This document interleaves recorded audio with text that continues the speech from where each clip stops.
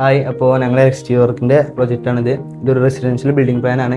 ഏകദേശം ഒരു 3600 സ്ക്വയർ ഫീറ്റോളം വരുന്നുണ്ട്. വാളൊക്കെ ചെയ്തിട്ടുള്ളത് ഫോം ബോർഡ് യൂസ് ചെയ്തിട്ടാണ്. അതുപോലെ തന്നെ ഇതിന്റെ വിൻഡോസും ഇതൊക്കെ ചെയ്തിട്ടുള്ളത് OHP ഷീറ്റ് വെച്ചിട്ടാണ്.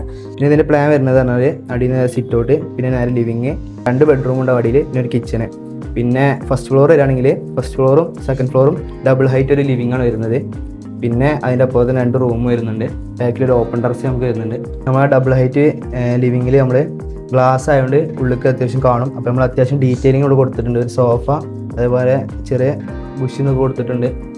പിന്നെ അപ്പുറത്തെ സൈഡ് വരികയാണെങ്കിൽ നമ്മൾ ചെറിയൊരു കോർട്ട്യാർഡ്, ഗ്രൗണ്ട് ഫ്ലോറിൽ നിന്ന് ആളിൽ നിന്ന് ഇറങ്ങുമ്പോൾ നേരെ കോർട്ട്യാർഡൊക്കെ ഇറങ്ങാൻ സെറ്റപ്പും അവൻ ചെയ്തിട്ടുണ്ട്. ഇതാണ് ഞങ്ങളെ ഇൻറ്റീരിയർ.